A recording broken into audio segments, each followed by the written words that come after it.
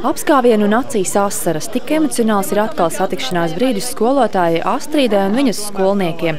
Aigars šobrīd ir uzņēmējs, kurš strādā celtniecības jomā. Sergejs un Raivis izgatavo mēbeles. Skolotāji ar saviem puišiem lepojas. Pateicoties skolotājiem, teikšu tā, ka ir daudz, kas dzīvē sasniegts. Vai jāsaka tikai paldies skolotājiem? Jā, piemēram, Raivis bija no tiem, kuriem ļoti patika no skolas bēgt. Bet vienmēr atgriezties atpakaļ. Viņš saka, man jau apnika mājās un atbrauc atpakaļ. Jā, jo skola bija tā, kur tev vienkārši gaida.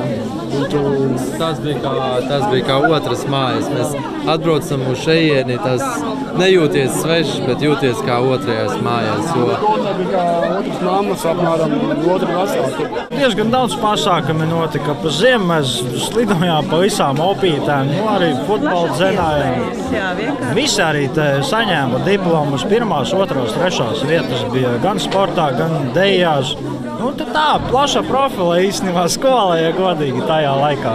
Normunds Ozoliņš Tilžas internāta pamatskolu absolvēja pirms 26 gadiem. Viņš šobrīd Jūrmalā strādā par ugunsdzēsēju glābēju. Pēc skolas tā dzīve gājusi visādos veidos.